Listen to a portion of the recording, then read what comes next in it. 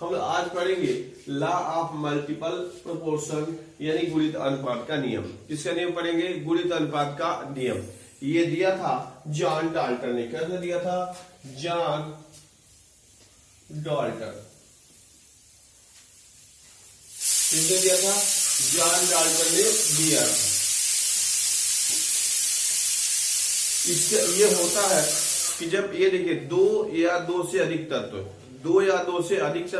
जब आपस में क्रिया करके दो से अधिक यौगिकों का निर्माण करते हैं। दो या दो से अधिक तत्व आपस में क्या करते हैं? क्रिया करके दो या दो से अधिक तत्वों का यौगिकों का निर्माण करते हैं। तो उनमें जो निश्चित भाग होता है, मान लीजिए ए और बी है, तो उसमें जो निश्चित भाग होता है उस दूसरे तत्व की जो क्रिया होता है उसका अनुपात निश्चित होता है। एक कहते हैं एक मल्टीपल होता रहता है, एक सरल गुणांक के रूप में होता है, तो इसे कहते हैं लॉ ऑफ मल्टीपल प्रोपोर्शन। अब इसको समझने के लिए देखिए, जैसे मान लीजिए नाइट्रोजन है, नाइट्रोजन और ऑक्सीजन, नाइट्रोजन और ऑक्सीजन आपस में क्रिया करके, नाइट्रोजन और ऑक्सीजन आपस में क्रिया करके देखिए N2O, N2O3, N2O4, N2O5 बनाते हैं। बात समझ में आ गया? ये जो नाइट्रोजन है, हमने बताया था कि जब क्या हो, दो या दो से अधिक तत्व तो आपस में निष्क्रिया करके दो या दो से अधिक यौगिकों का निर्माण करते हैं, तो उसमें एक तत्व का निश्चित अनुपात से जो क्रियाकारी जो दूसरा तत्व होता है उसमें एक सरल अनुपात होता है। इसी को ही लॉ ऑफ मल्टीपल प्रोपोर्शन कहते हैं, गुणित अनुपात का नियम। दिया था जॉन डाल्टन ने। बताया गया कि क्या हो गया, नाइट्रोजन और ऑक्सीजन से बताया गया कि नाइट्रोजन और ऑक्सीजन आपस में क्रिया करके नाइट्रोजन और ऑक्सीजन के यौगिक nitrogen oxide, nitrogen try oxide, tetra oxide और पेंटा ऑक्साइड बनाते हैं। इसमें आपको दिख रहा है, यदि हम क्या करें, अनुपात देखें तो यहाँ पर देख रहे हैं 28। कितना है? 28 है। नाइट्रोजन का भार कितना यहाँ पे है? 28 ग्राम है। अब यहाँ ऑक्सीजन कितना आपको दिख रहा है? 16। ऑक्सीजन कितना हो गया? 16। अब यहाँ देखिए, यहाँ पर भी नाइट्रोजन कितना है? 28 है। और ऑक्सीजन कितना है? 48। यहाँ पे ऑक्सीजन कितना है? 16 चौको 64 और यहाँ 16 बचे 80। देख रहे हैं आप? तो नाइट्रोजन से जो हाइड्रोजन ऑक्सीजन है उसका अनुपात देखिए 16, 48, 64 और 80।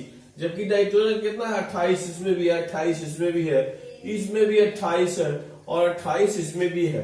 तो अगर इनका हम अनुपात देखें, इनका अनुपात देखें तो 101 संबंधित 3 संबंधित 4 संबंधित 5, ये आपको दिख रहा है एक सरल अनुपात में हुआ, एक सरल अनुपात में हुआ।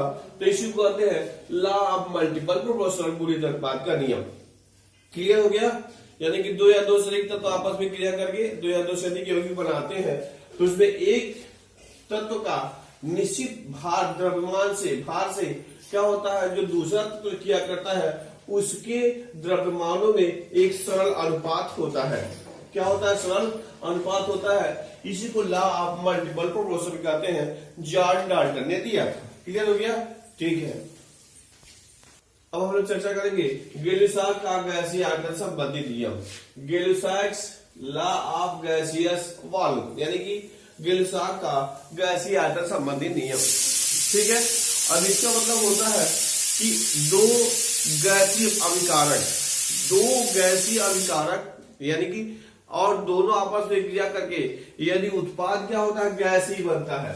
दो गैसीय उत्पाद अभिकारक आपस में क्रिया करके उत्पाद गैस ही बनाते हैं, तो उनमें अनुपातों में एक निश्चित अनुपात होता है। बात समझ में आ गया? जैसे ये देखिए H2 plus Cl2 gives 2HCl, H2 plus Cl2 gives 2HCl। यहाँ पे हम बात करें तो ये देखिए हाइड्रोजन भी गैस है, हाइड्रोजन भी गैस है, क्लोरीन भी गैस है, दोनों आपस में क्रिया किए बन गया हाइड्रोजन क्लोराइड। क्या बना? Hydrogen chloride. अब हाइड्रोजन क्लोराइड यह भी गैस है, यह भी क्या है? गैस है। तो अब यदि हम इसका करें एक आयतन इसका वन वॉल्यूम इसका, तो ये हो जाएगा 2 वॉल्यूम। यदि 1 लीटर इसका 1 लीटर इसका, तो ये हो जाएगा 2 लीटर हो जाएगा इसका हाइड्रोजन क्लोराइड का। तो यही गेल साहब का गैसीय आयतन संबंधी नियम है। तो अब देख लीजिएगा HCl जो है, HCl हाइड्रोजन क्लोराइड गैस और HCl हाइड्रोक्लोरिक एसिड, थोड़ा सा अंतर है कि जो हाइड्रोजन क्लोराइड गैस होता है वह पानी में बहुत अधिक विलेय होती है। हाइड्रोजन क्लोराइड गैस होती है पानी में बहुत अधिक विलेय होती है, यानी कि देखा गया लगभग 1 लीटर में 200 लीटर तक हाइड्रोजन गैस घुल जाता है पानी में। हाइड्रोजन क्या हो जाता है, हाइड्रोजन क्लोराइड 1 लीटर में 200 लीटर हाइड्रोजन क्लोराइड पानी में घुल जाता है। क्लियर हो गया। तो अब हाइड्रोजन क्लोराइड पे जो जलीय विलयन रहता है, कौन विलयन रहता है, जलीय विलयन रहता है, तो उसी को हाइड्रोक्लोरिक एसिड कहते हैं। ठीक है, तो यहाँ हाइड्रोक्लोरिक एसिड समझ में आ गया। और यह क्या है, हाइड्रोजन क्लोराइड गैस है। यह क्या है, हाइड्रोजन क्लोराइड गैस है। तो आपको भी क्लियर हो गया कि गेल साहब का गैसीय आयतन संबंधी, यानी कि 2 अभिकारक जो गैस हो आपस में क्रिया करके यदि गैसीय उत्पाद बनाते हैं तो उनमें जो आयतन जो होता है, आयतनों में एक निश्चित अनुपात होता है। यही गेल साहब का गैसीय आयतन संबंधी नियम है। ठीक हो गया, ओके। चर्चा करेंगे अवोगाड्रोज लॉ। इसका नाम नियम है अवोगाड्रो लॉ, यानी अवोगाड्रो का नियम। ठीक है, अवोगाड्रो का नियम।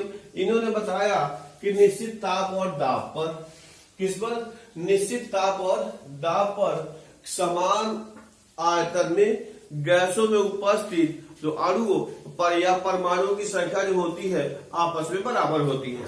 बात समझ में आया कि निश्चित ताप व दाब पर गैसों के समान आयतन में अणुओं की संख्या क्या होती है, आपस में बराबर होती है।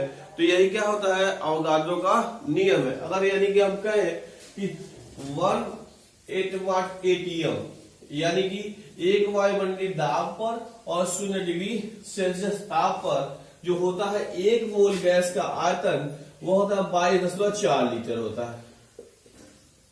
1 मोल गैस का आयतन कितना होता है, 22.4 लीटर होता है। अब वह क्या होता है, कोई भी गैस हो, कोई भी गैस हो, चाहे हाइड्रोजन हो, ऑक्सीजन हो, नाइट्रोजन हो, तो क्या होगा, 1 वायुमंडलीय दाब पर 0 डिग्री सेल्सियस पर 1 मोल का जो आयतन होगा, कितना, 1 मोल का जो आयतन होगा वह सदैव कितना होता है, 22.4 लीटर होता है। क्लियर हो गया।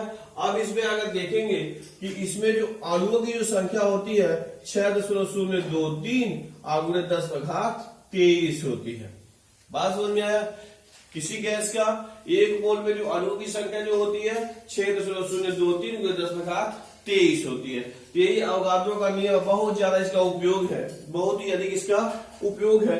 यानी कि हम कहें कि 1 मोल का आयतन, 1 मोल क्या हो गया, 1 मोल कोई भी गैस हो, नाइट्रोजन हो, हाइड्रोजन हो, ऑक्सीजन हो, क्लोरीन हो, तो सबका 1 वायुमंडलीय दाब पर 0 डिग्री सेल्सियस पर आयतन होगा 22.4 लीटर।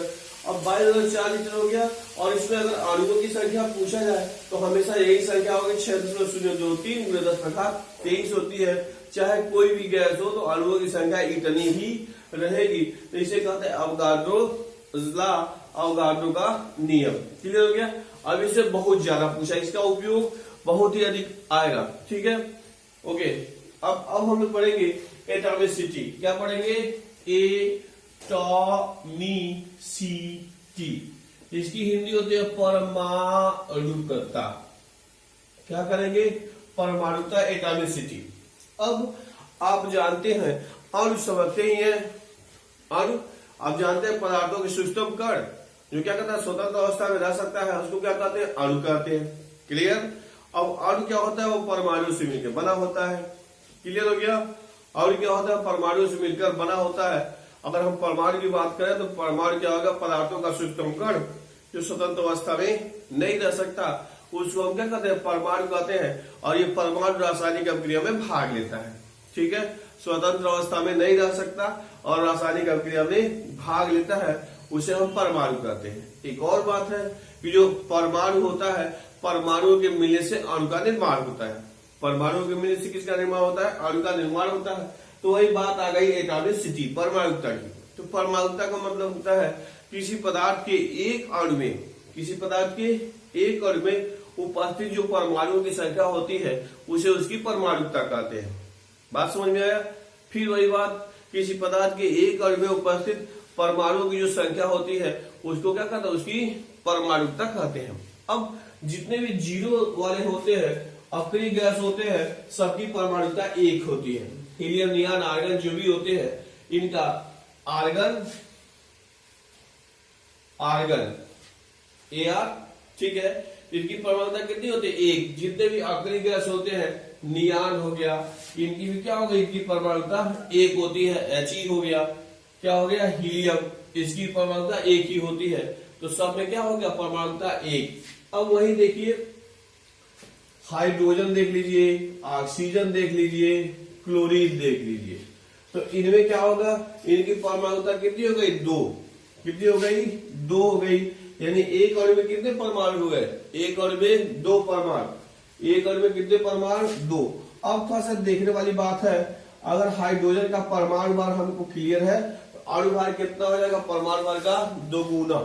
यानी कि परमाणु भार, एक अणु में दो परमाणु, तो इसका अणु भार निकालेंगे मॉलिक्यूलर वेट, तो दुगुना हो जाएगा। वही ऑक्सीजन के भी साथ है। क्या होगा कि जो अणु भार होता है वो परमाणु भार का दुगुना हो जाएगा, जिसकी परमाणुकता 2 है। अब उसी तरह मान लीजिए यह O3 है, ओजोन। O3 क्या है? ओजोन है।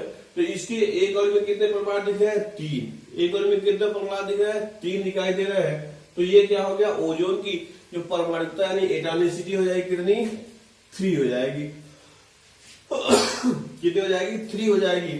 तो इसी हिसाब से ऑक्सीजन का जितना क्या होगा? परमाणु भार होगा, उसका 3 गुना ओजोन का क्या हो जाएगा? एटॉमिक वेट, यानी सॉरी मॉलिक्यूलर वेट, अणु भार हो जाएगा। इसी तरह से देखिए P4 क्या है? P4, इसकी एटॉमिसिटी कितनी हो गई? 4 हो गई।